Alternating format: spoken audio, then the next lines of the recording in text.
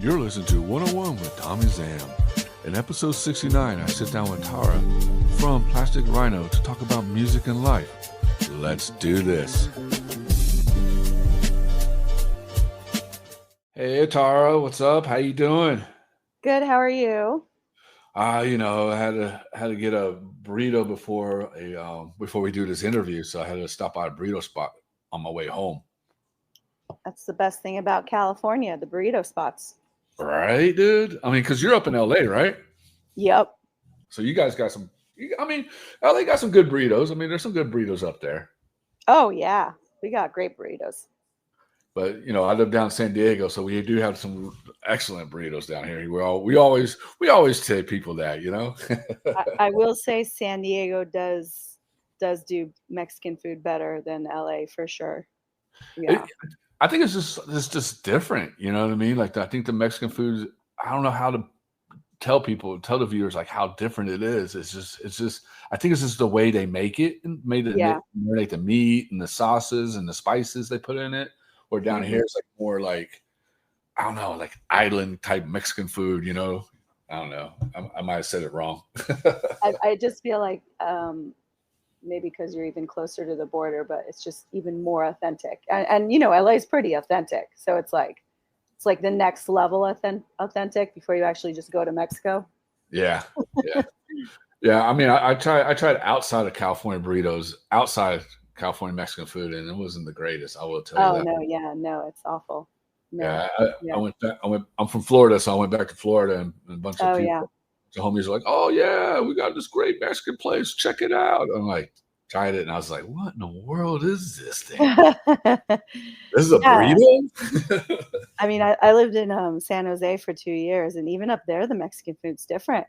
In Northern California, they just do things differently up there. Yeah, they do different sauces. The burritos are very different. They have like their own style. It's good, but it's just everywhere you go, it's different, slightly different. Yeah. Well, like I said, Mexican food outside California, do not even try, man. It's not even. Yeah. It's, if you're a fan or somebody tells you, "Hey, gotta try this Mexican place out," do not. Do not. You know what I mean? If you do go, get something like simple.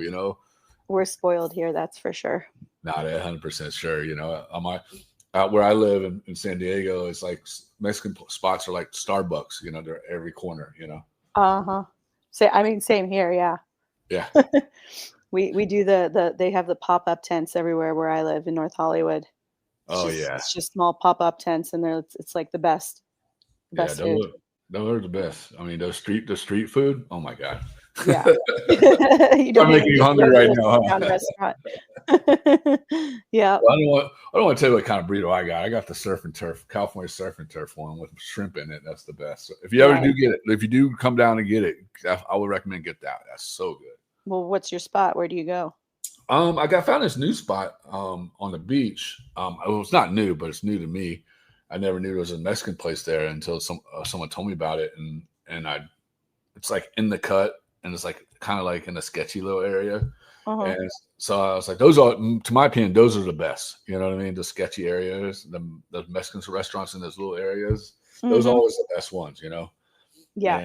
And I was like, all right. So I got a bean burrito. I always, because I always get a bean burrito if I try something new, because no one should mess up on a bean burrito. Yeah, you'd be surprised. Yeah, that is true. That is true. So I got a bean and cheese burrito, and it was actually good. So I was like, all right, I'm gonna go back and get another burrito before, So I always test a place by their bean and cheese burrito too. It's right? Like telltale how they do the beans. Yeah.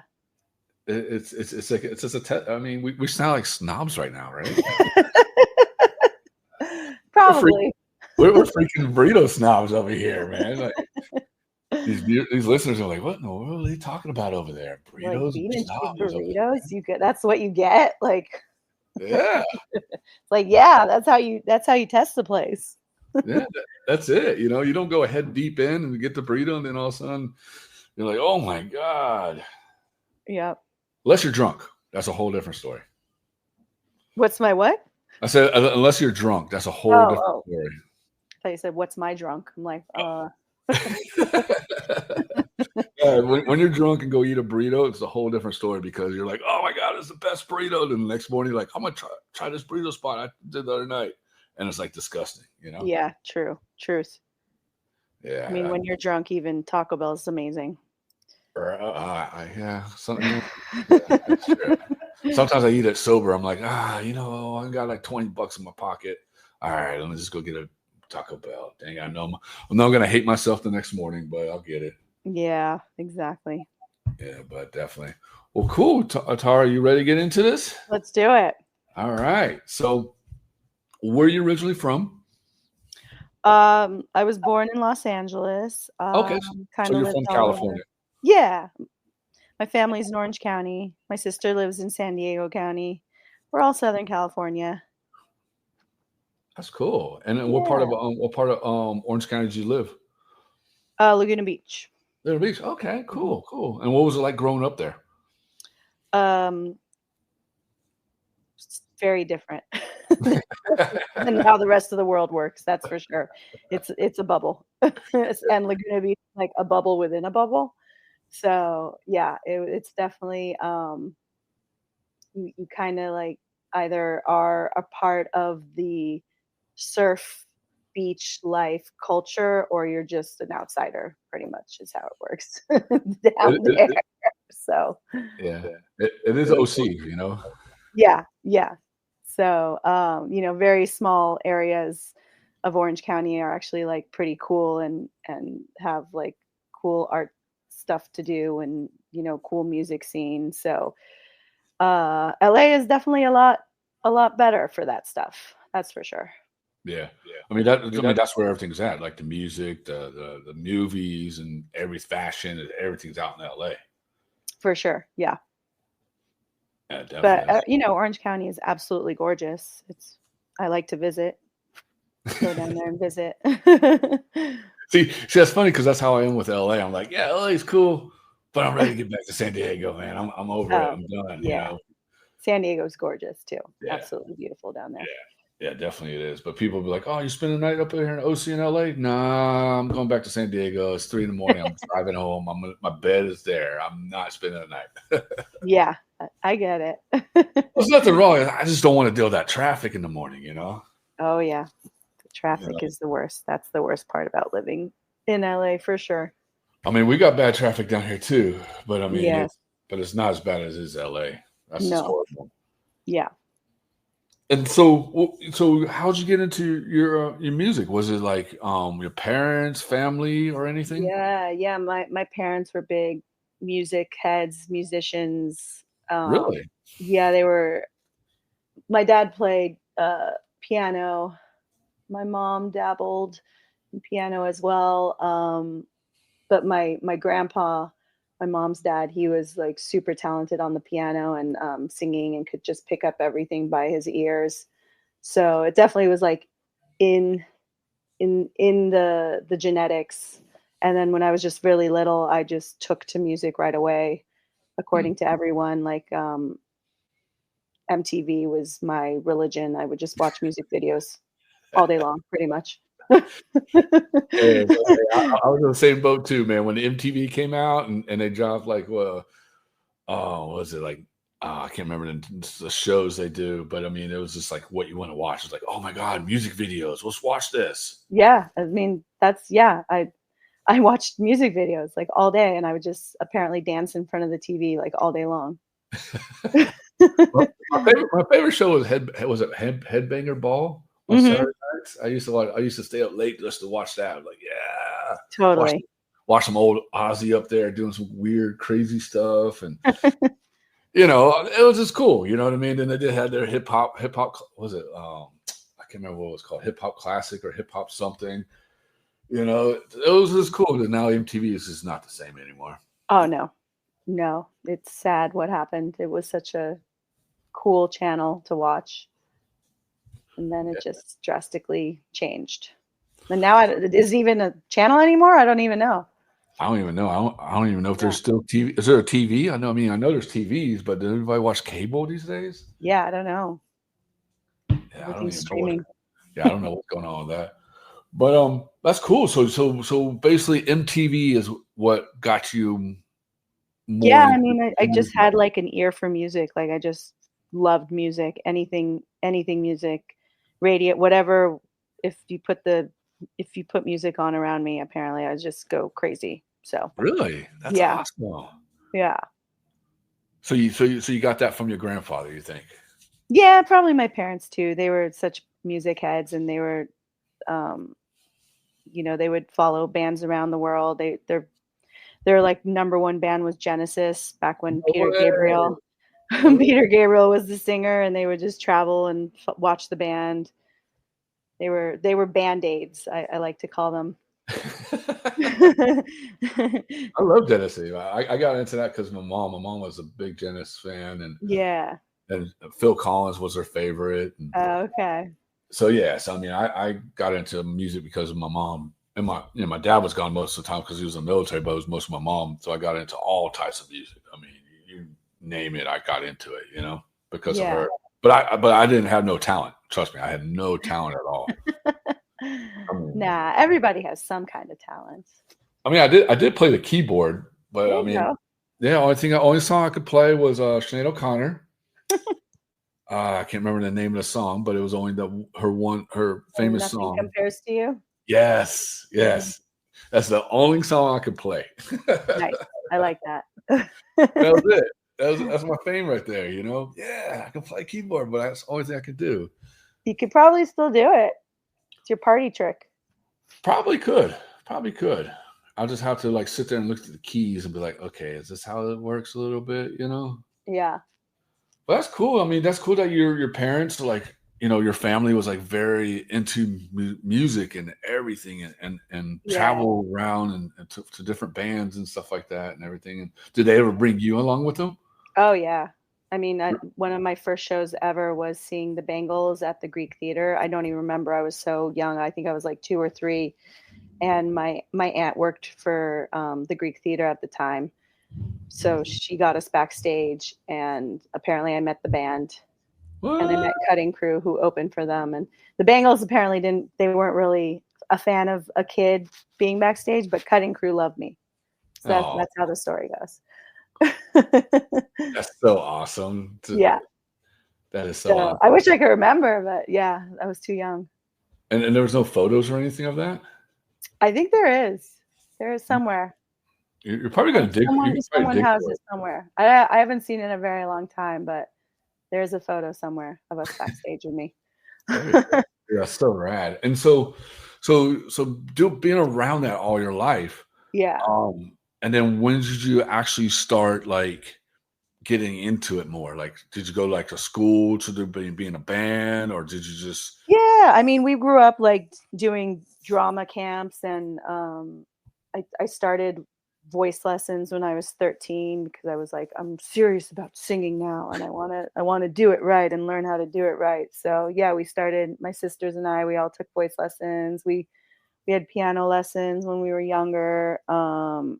I just loved to sing, and I just wanted to sing. So I was a choir nerd. I was a musical theater, drama nerd, the whole shebang. And then I went to college at UC Irvine, and I studied opera.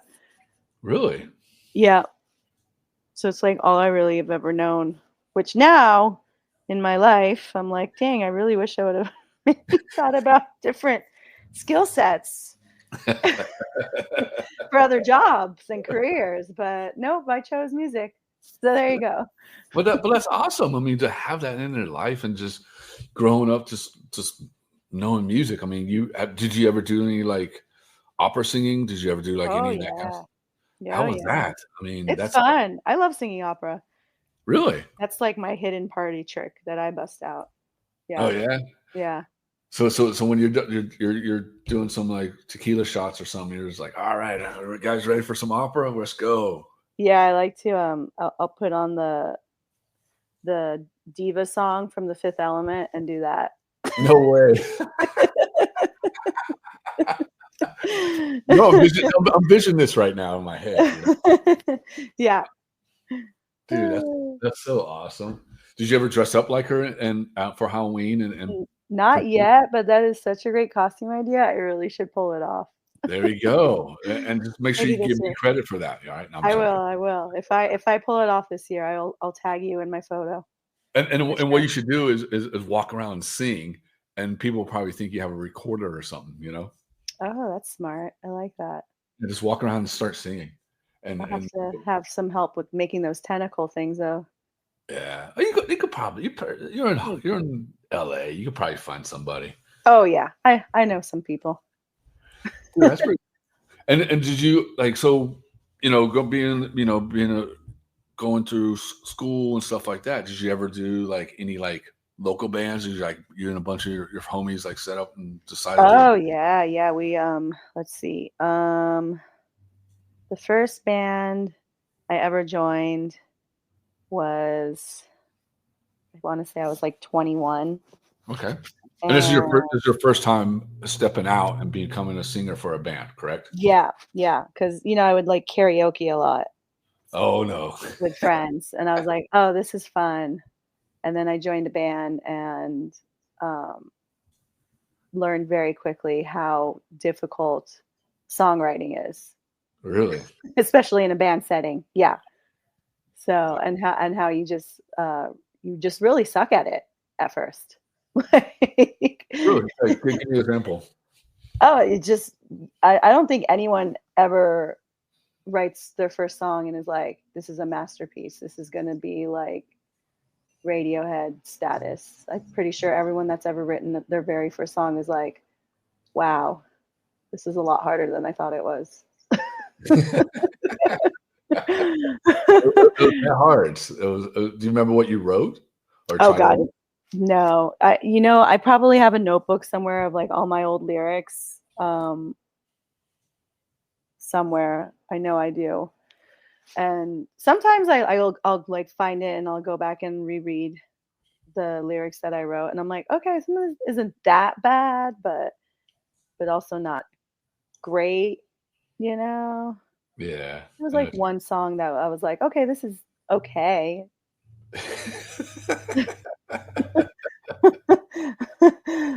You're like, all right, guys, come on, this song is great. Just listen to it. Just listen to the lyrics. Feel the vibes. We got this. Yeah, I mean, my band sucked too, so everybody sucked in that band. But like, even David Grohl said, it's like that's how you become a musician. You just have to go into a garage and suck That's true. until you stop sucking one day. That's So true. pretty much, yeah, that's what we all did. And how'd y'all find each other? Like through like friends or something or what? Yeah, that's a great question. I can't even remember. I want to say it was through a mutual friend. Or back then, MySpace? Was it through MySpace and stuff? It could have been. It's actually MySpace is how Jack found me. Oh, really? Because MySpace was still around. I mean, it was kind of at the end, but what was this? It was like 2010, Uh-huh. and I was using it to submit myself to bands. And I found him on Craigslist. He was looking for a singer when I Uh-huh. first moved to LA, and I submitted my MySpace to him. So there you go. Good He, times. he was one up on you. He was like Facebook and your MySpace. He's like, all right, you're still using MySpace. You must be good, you know? Yeah, yeah. Well, yeah, MySpace was like where it was at for music for a hot sec. Yeah. Yeah, no, it definitely was. For anything, for social and stuff. That was actually the real first social stuff. It was. Man, I miss those days. Everybody was like a proper professional coder. If you wanted to make your page cool, you had to learn how to code. Yep. That's why our generation's the best, right? Oh yeah, for sure. Because we get to learn all that stuff, We like, have all the skills. Like we're 'cause the only ones that are activated. are you a Generation X? No, I'm a millennial. I'm an Okay. elder millennial. Oh, okay. Is my official title, I guess. Yeah, my official title is Generation X, so I'm a little bit above you. So I mean, Oh, okay. so I learned all that. Yeah. I'm like old school. I'm like, yeah, we did the first computer. I remember the green screens and But stuff. like if you think about it, we're the generations that had to learn everything as it came to us. Like no other generation was keeping up with things like we were. And I think that's why we're just so well versed and we can pick up everything so quickly. Yeah, Like the older generations have a really hard time, you know, with all the new technology. Mm-hmm. And the younger generations have no idea like how half the stuff works that from the older technology. And we're in the middle. We're the middle. And we're right in the middle, and we tried it all. We tried everything. We're just like, hey, you know what? We're gonna push this button and we'll see if it works. Oh, it works. Okay, yeah. cool. I don't know what I did, but it works. We're like the problem solvers. Like when people are like, hey, this isn't working, we're like, okay, hold on. Did you turn it on? Did you turn it off and then turn it back on? You know? Yeah. No, it's true. It's true. I mean, but you think about it, that's with music. You know, with music, skateboarding, surfing, all that stuff. Is people before us were learn how to do stuff. They were just like, hey, you know what? We're just gonna jam out and just see if it works. You know. Mm-hmm. And then it got passed down to you and then passed on to the other people and stuff like that. So I mean, it's crazy to think that, you know. Yeah, absolutely. You know, so I mean, it's definitely very cool. So, so your first band was your 21. Mm-hmm. Do you remember your first gig with them? We only did one gig, and it was really? where I learned that as a female vocalist, you're never going to be able to hear yourself on stage with a live band. Really? Yeah. God bless in-ears. They really have changed the game. So is it just because the music was so loud and your mic was so low, or what? Yeah, it's just, you know, as much as I feel like I'm a pretty strong singer. Mm-hmm. There's just still, you know, when you're singing in an upper registry, it's just not as powerful as when you have that lower baritone voice.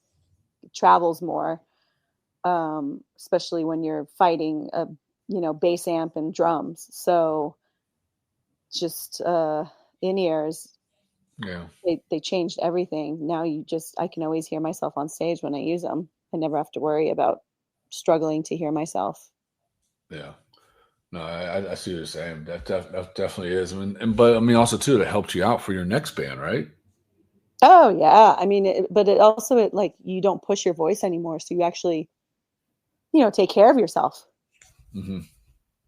Because we would always be pushing and, you know, trying to be louder because you can't hear yourself. So, and then that's when all the mistakes happen. And yeah, now in-ears, game changers. You're like, why didn't I invent this back in the days? Oh man, people have no idea how good it is now with all the new technology. Right. Well, think about the old schoolers. You know, old musicians. You know, if they're all deaf. Yeah, that too. They've all gone deaf. That is true, but I mean, if you think about it, you know, if they saw what this technology is now, they'd probably be like, "Dude, why don't we have this back in the days?" You know? For sure. Yeah, absolutely. Yeah, that's true. That's definitely cool. And then, so you left that band, and then did you just take a little break from doing bands or anything, or what? Oh no, I was hooked. I just jumped from band to band to band. You know, and band dynamics are always interesting, especially for a female with all males. So, you know, sometimes it works, you know, everyone's friends, and then sometimes it's weird, or sometimes you accidentally sleep with one of your bandmates. Shit happens. Luckily, this one worked out. Plastic Rhino worked out. So, you're like, yeah, honey, you worked out. Shoo, we're still together. Damn, 50 years later, right? No, I'm joking. Yeah. I mean, might as well be. We've been together forever now. That's cool. 14 years, I think. Yeah, so crazy. Yeah, 14 years. That's crazy. So Yeah. So I'm going to get into this. So how'd you did tell a little bit how'd you met, but how did it work out? So I auditioned for this band he was in, and there was just like an instant chemistry between us. And we were friends first. Obviously, we tried to keep it professional. We're in a band. We both learned from the past. Like we both learned from our mistakes. He give you those googly eyes when he's playing up. Well, he plays guitar, right? Yeah, he was the guitarist, and yes, he sure did. Big blue googly eyes, and I mean, we stayed professional for about 8 months, and then we just couldn't resist the fierce connection between us anymore. So we just gave in. It only took 8 months. Oh my God, that's Yeah, pretty I mean, good. that's pretty good. That's pretty good. Thank you. I like to think so. That's pretty good. Yeah. So then we both left this one band that we were in and started Plastic Rhino, and there you go. Yeah. Awesome. And how'd y'all guys come up with the name? Honestly, we made a list, two lists of just random things that sound cool, and we just were, crisscrossing the list to be like, oh, well, does this work with this? Does this work with this? And Plastic Rhino was one of them, and we were both kind of like, oh, we like it. That sounds cool. Let's do it. And that's how we came up with the name. That is cool. That is cool to do that. You know what I mean? And also too, it's cool to have like your significant one part of your band and everything. So that way you guys can work together and make sure the sound and music and everything looks perfect, you know? Yeah. No, I mean, our lives are so intertwined with our band and music projects, and it just works for us. Like we are happy to spend as much time together as possible. Oh, it works. Yeah. I know a lot of relationships are like, no, we need our space. No, we're good. you're like, no, we're together. We're doing this together. Don't even worry about it, you know? Yeah, exactly. And then one of the questions is like how, we talked about lyrics. I know I'm going back a little bit, but so you said it's hard to write lyrics. So, I mean, what made you focus and to make sure you write the best lyrics that you can?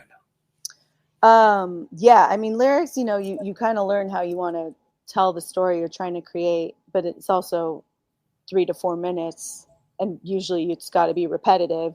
So you kind of learn how you want to tell the story of this song in a very small amount of words and sentences, pretty much. Mm-hmm. So that takes some practice, and then eventually you get it down, or you just make up the stupidest lyrics ever. And do you ever like cross? Usually those are the hit songs, No, that's true.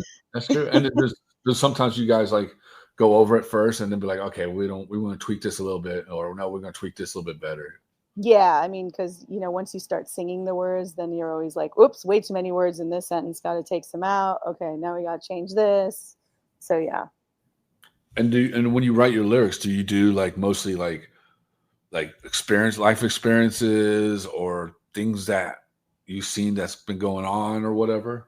Yeah, I try to tell the stories of like what's going on currently in my life, or like something that I noticed on the news, or something that's happening around me. Like I'll usually just like focus on that and tell that story. Mm-hmm. That's pretty cool. That's pretty cool, definitely. Because I always wonder how, like, people write their lyrics and stuff, especially also my other question is like, how do you guys, get the music going with the lyrics? I mean, is it something that he has to do when he plays guitar and thinks in his head, or when you sing, do you have to like make sure the lyrics go with the tune and stuff? I usually come up with the tune first. Like I come up with the melody idea first, and then the lyrics usually come after that. There's only been a couple times where I've had a full song written out lyrically first. Usually my lyrics come after the melody ideas start. So, yeah. And usually it's me singing into my phone melody ideas. Like I'll literally sing the guitar, the drum parts, and then I'll bring it to Jack and I'll be like, something like this, but make it yours. Make it your style, make it your way. Yeah. I'm like, I like this idea. And so then he'll take that and he'll like actually put it on the guitar, and he's like, it actually works better like this. And I'm like, great. And that's how it works usually. And then we take it to our producer and it becomes a song. Pretty cool. I mean, I think making music is amazing, because I mean, like I said before, it's very talented, because you got to have that like that tune in your head. You have to have that like right words written on a piece of paper, and you got to make sure the band is all together and they're all on the same page, because I mean, it's if you got one bad band member, then it just screws everything up. Yeah. Exactly. I mean, Jack and we are the band. It's just the two of us. And then we'll hire our friends to come play with us on the live shows. So that definitely keeps things pretty simple too, because we've been in that band element before where you have 4 or 5 members, and 4 or 5 members means, 4 different or 5 different ideas going on at once. And it does make things a little more complicated for sure, especially with songwriting and everyone's egos. No, definitely. It is nicer having just 2 egos in the room. And then the third is the producer. Yeah. And usually the producer goes, nope, this sucks, try again. And you go, okay. So. Yeah. I mean, think about it. I mean, there's like Matt and Kim and you guys, and there's probably I think there's a few other ones out there I can't think of off my head who only have 2 members, and that's it, Yeah, I mean, Queens of the Stone Age. Yeah, they're just 2 members who hire their friends, and White Stripes, obviously, Royal Blood, lots of bands. Yeah, and I think it's smart because it's like you said, you got like 4 or 5 band members, and you got all these different personalities and different ideas, and someone might get butthurt about this, and they were like, "Nah, dude, what? Come on, man, get over it," Yeah, exactly. And then musicians and their egos, woo! Oh Lord, help, run away. Definitely. And then you guys got featured on Real World Producer Camp, correct? Yeah. We went to England in November and recorded at the Real World Studios, and it was the coolest thing we've ever done. It was amazing, and we got to work with all these big names on the British music scene, and they played on our song, and we wrote a song from bottom to top in 3 days. Recorded everything in 3 days, and they mixed and mastered it for us, which that's thank awesome. Gosh. Yeah, that would have taken the longest. So they did that, which was really nice of them. And how did I find you guys? You just submit. They have the producer camp twice a year, I believe. And, it's really small. There's only usually 8 teams, 2 people each. So it's not a lot of people. So it's just kind of like a submit yourself. You have to have, you can have like very minimal experience with production and being a musician. They kind of like to bring all different talent levels in, but obviously the more the better off you'll be in that situation. Mm-hmm. So my dad, who's the big Genesis Peter Gabriel fan, he keeps up with everything coming out of Real World. So he was the one that actually discovered it, and he was like, "You guys should do this," and I was like, "Okay." So I just emailed them, and I was like, "Hey, we're this band from Los Angeles. Like, how do we do this?" And they were really nice, and they wanted to work with us, so we did it. That's awesome. And did that help you out for the future? Oh, absolutely. It really solidified that Jack and I can record ourselves as a band. But, we do like to have our producer friends come in and help us too. But because it was all us doing everything. I say us, but really it was all Jack. You gotta make sure he gives you credit now, because he might not cook you food tonight. I know, right? And me sitting next to him being like, "No, change this. No, do this." And he's like, "Can you give me a sec? I need to figure out how to do this." Bravo to Jack Glazer, being the real MVP in this situation. And how do you describe Plastic Rhino? What's a good way to describe it? We get asked this all the time, and oh, really? My bad. No, it's not your bad. It's just like what you do as a band. You're like, "Oh, we are this," and I think we are this. I think we're alternative hard rock, but everyone kind of has their own opinion about our music and what we sound like. And I love to see when magazines write about us and they're like, "Oh, electronic pop rock duo," and I'm like, where did the pop come from? I don't hear it, but that's cool that you're hearing it. So I think we're alternative hard rock, but different opinions out there. My opinion, I don't think you're pop at all. I don't think electronic pop. I don't even see that. That threw me off. I was like, what?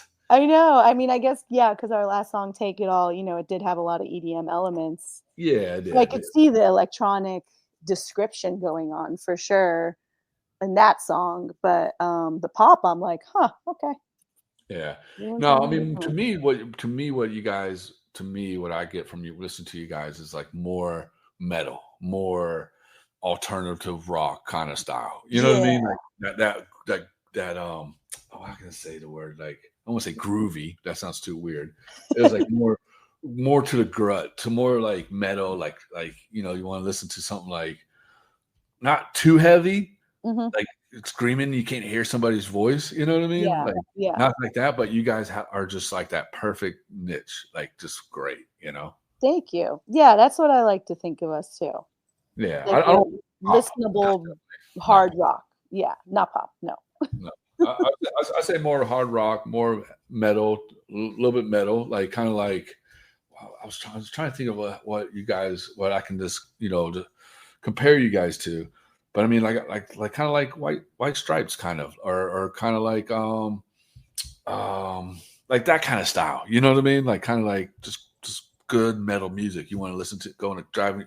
Like if I'm like, give you an example. I was listening to The King from your latest album from Trimus. Oh yeah, yeah. I was loving that, dude. I had my windows down, blasting that shit. I was like, yeah, headbanging in the car, driving on Nice. the five north, and you get what I'm saying. So Yeah. it was kind of that style. Yeah. For sure. Yeah. I like it. You I'll know. take it. So I mean, yeah, and I like the Trimus album too. I mean, like Thank you. King and Bleeding Heart, and and all the songs you have on there is definitely really good songs. Thank you. Thank And you. one of the questions I asked you, how'd you come up with the name of the album? Terminus? Yeah. Because it's funny, like this band is always has an expiration date. We're always like, okay, this is the last album. Okay, no wait, this is the last album. Okay, we're really done now. So the Terminus was supposed to be our last album, and we literally named it Terminus because we're like, this is the end. This is the end of Plastic Rhino. This is it. We're done. And then, like, 2-ish years later, I'm like, I have more songs. It And never ends. he's like, no, hon, I'm trying to live a normal life. Yeah, I mean, it's like we get involved with a lot of other music projects. So we get busy and we kind of like lose our focus on our own band in a way. So that's always what happens. Like we put together the songs, we release the album, it does great. We play some shows, we do well, and every time it like does better and better for us. Like we gain more followers, we gain more fans, and then after, I don't know, like a year of doing it, I'm like, okay, I think we're done. We focus on our other projects, and then suddenly, all of a sudden, like I'll just start writing new songs, and like I have my solo project too, and I'm like, I guess I can release these with under just me. Mm-hmm. But there's just always something about, like, if I write a certain song, I'm like, no, this is Plastic Rhino. This isn't my solo idea. This is a Plastic Rhino song, and then I'll bring it to Jack. I'm like, guess what? And he's like, oh shit, we're back. He's like, dude. He's like, dude, come on, man. Yeah. And so Terminus was supposed to be the end. It was the end all. So that's why we named it Terminus. Last album. But it's not, because you guys came out with a single. Yeah. Take It All. I know. 2 Tell singles. us about that. So now we're creating a new EP, apparently. Oh, you are. So tell us about this. No, we're working on more songs. We'll probably release 2 more songs by the end of the year. And we'll release an EP. There'll be all the new stuff. And then we're going to name that one Terminus Part 1. Or 2. No, that'd be 2. Or Part 2, right. Yeah. Terminus Part 2. And then we're like, now everybody knows what that means. They're like, oh, they done? Yeah. But just kidding. But if you think about it, it's you guys not really done. You're just taking a break. Yeah, it is. And like, I mean, we've done it. A lot of bands do it. Where they're like, okay, I'm done, and then years later, they're suddenly like, we're back, reunion. Like Green Day. Yeah, exactly. Sorry, Yeah, I had to say that because they're like, "This is our last show," and then all of a sudden, wait, you're back. Wasn't your last show? Because I'm not going to see you again because you played last year. I mean, isn't Motley Crue like the most notorious for that? Yes. Yes. They're the band that cries wolf. Like no one believes them anymore. Like, yeah, right. This isn't the last tour. So now we're the band that cries wolf. But if you think about it, only one that actually quit was Ozzy Osbourne. I mean, you haven't seen anything of him in forever. I feel like he quit because he had to. But no, but they're doing that Black Sabbath reunion in England. Oh yeah, that's right. So we were supposed to see him, and then COVID happened, and then COVID happened again, and then he hurt himself, and then he had a surgery, and it was like the show that never happened, and then it never really happened because he was like, "I'm done, I'm retired," and we're like, "Oh." Then watch it, we'll be like, "I'm back." I mean, that'd be nice. I would like to see him. Yeah, I would like to see him once too. I mean, only band I didn't get to see. I always wanted to see was the Beastie Boys. But they're still around, doing their thing, right? Oh no, one of the singers passed away a long time ago. Oh right. So they haven't done anything. That's true. The two that's left haven't done anything at all. So that's what I mean. Like, I always wanted to see them just to see them. And Yeah, I mean, I feel the same way about Chris Cornell. I mean, I got to see Soundgarden, which thank goodness, but I never got to see Audioslave. And I didn't go see the Temple of the Dog reunion. It's just like those kind of things where you're like, just go see the show. Because you never know when they're going to die on you. Right. It's true. It is true. I mean, people are passing away left and right these days, Yeah. So the viewers, if you want to see somebody, go see them because you never know. You never know. Yeah. So I want to talk a little about this music video you guys did, the Jazz video. I think it was funny, dude. Thank you. It's like, how did that all come along? Like, was that both you guys, yours or his or both or what? So that actually came from our other producer, Ron Geffen, his bizarre, brilliant mind. He was mastering our song, and he's like, this BPM, he like messages us, he's like, this BPM is like perfect for those 80s jazzercise videos. He's like, now check this out. He's like, what if we do that for the music video? Because he's also the director and videographer of all of our music videos. And at first I'm like, it has nothing to do with this song that's about stalking someone and being obsessed with someone. And then I'm like, you know what? Music videos don't have to make sense. Duh. Hello, I'm an MTV baby. Like, just do a stupid music video. Like, those are usually the best videos. So that's literally how it happened. We went off the BPM of the song. Dude, that was a funny video. I had to laugh a couple of times, and just to see Jack's face, like, I'm like, oh, like I could just tell on his face. He's like, dude, I was just done. It's over with. Oh man, that was everybody in that video. Mad props to everyone that came out that day. They were the kings and queens. It was exhausting. We were all so exhausted by the end of that day. Everybody was so sore the next day, just doing those moves over and over and over again. Woo. And how many takes were there? What's that? How many takes were there? Yeah, we did things a couple times. Yeah, because it would be like, okay, your section, do it. Oh wait, I can see your section, so you guys got to do it too. Okay, now this side, now close-ups. It's like, okay, you. Oh wait, I see you. Not a lot of breaks, especially when you're the main singer. Yeah. That's crazy. Super fun. Yeah, we just did it with all our friends. All of our friends came out and joined us, and it was this hilarious day. So did y'all have to like go out and find all those outfits, or did y'all each have those outfits from back in the days? Some of them had them, and I bought most of the stuff off Amazon and just dressed everyone because that's my day job.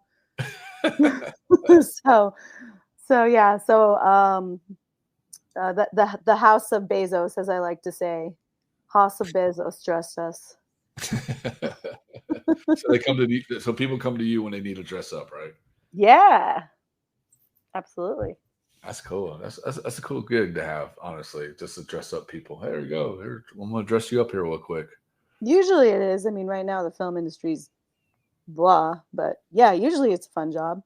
That's cool. And then making music videos, do you feel like it's fun? Do you think it's like helps you guys out a lot? Do you think you get a Yes. lot I of think new listeners? all bands should do music videos. Even if they suck, just make a music video because people like to see visuals to your song. Hmm. You know, it's like this extra layer that's just, I think, beneficial for bands. I think all bands should make music videos.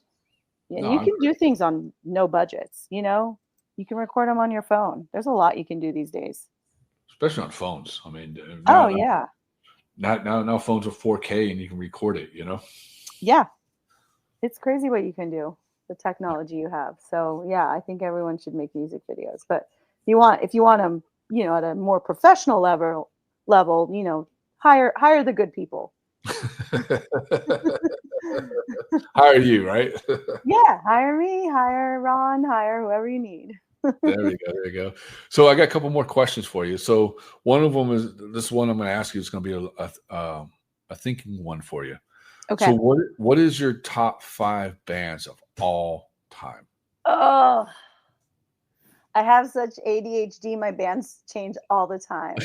Literally, I'm always like in love with a new band. Okay, of all time, Yeah, like first 5 bands that pop in your head.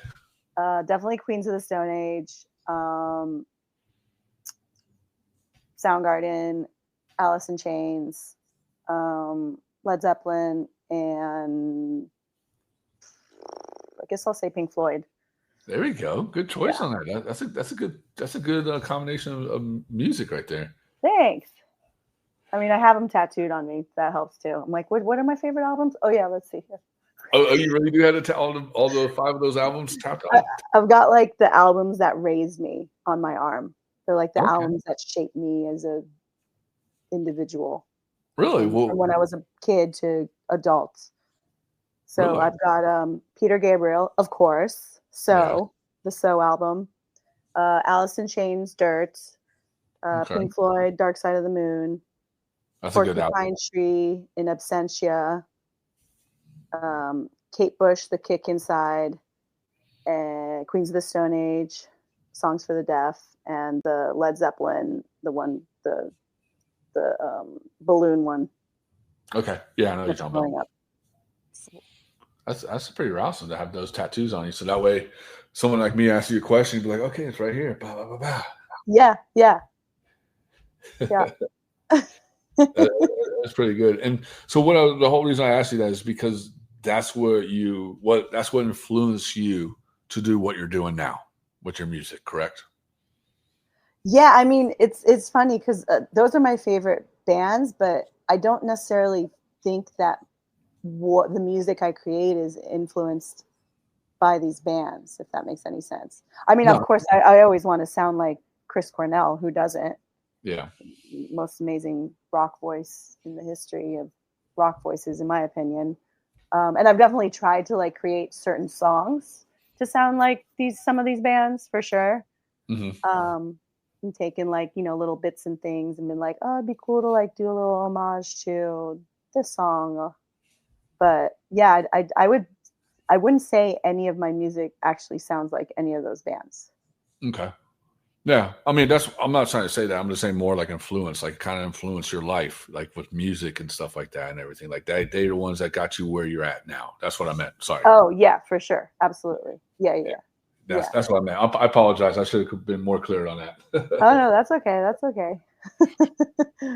And then what's coming up next for you guys for 2025? Anything spectacular or anything fun? Yeah, I mean, we're working we just signed with Curtain Call Records, and thank you. Hopefully some really cool shows come from that. Some festivals. There was mention of a cruise ship. What? So yeah, I'm hoping some pretty cool shows come from it. So that's 2025, 2026. There you go. And yeah. you say you got an EP you're working on too? Yep. We're gonna finish. We're gonna Take It All and I Rise some friends and release an EP. There you go. And then and where can people find your music? You got a website, certain platforms. Where can people find you guys? Yes, we have a website, plasticrhinoband.com. We're usually the most engaged on Instagram, Plastic Rhino Band. We have a Facebook, Plastic Rhino. We're on TikTok, Plastic Rhino Band. You can find our music on any streaming, any of the music streaming. We're all there. We're even on SoundCloud. Our YouTube page, Plastic Rhino Band, where you can watch the music video that we talked about. I'm pretty sure that's all of them, right? So many now. I know, it was all the technology. Like, okay, I got this, and this. You know. Yeah. And then for the final question. Mm-hmm. So what can you say to the upcoming musicians that want to do what you guys been doing for so long, or have an idea of what to do? Anything you wanted to say to influence them or to help inspire them or anything? Yes, I would say that the modern world of being in a band and being a musician is super complicated, and there's so much you need to do these days. Like, you're not just a musician, you're literally like a social media manager, a lawyer, an A&R label, like you're everything. So it's just wear the many hats and learn all the different things that are out there that you can submit to, that you should be on, that you should work with. There's a lot of scammy stuff out there too, so just be aware of that. But stay diligent and keep doing it, and gotta wear the different hats if you really want to make it. If you really want to get anywhere. Yeah, and that's true too. You hear that, viewers? You got to wear different types of hats just to make it in this world. That's 100% true. Yeah. And make sure you guys check them out on all their platforms: Instagram, Spotify, Apple Music, all that stuff. Because these guys rock, dude. You're gonna be like me in the car driving down whatever freeway you're on, banging your head, because these guys fucking rock. Thank you. No problem. Rock and roll. And Tara, thank you so much for coming on, and you guys are killing it, and I wish you guys the greatest adventures in your 2025 and 2026. Thank you so much. Thanks for having us, or me. No. Thanks for having me. There you go. I'll have both you guys. Yeah, Jack was here in spirit. Well, thank you so much, and have a good one. You too. Bye-bye.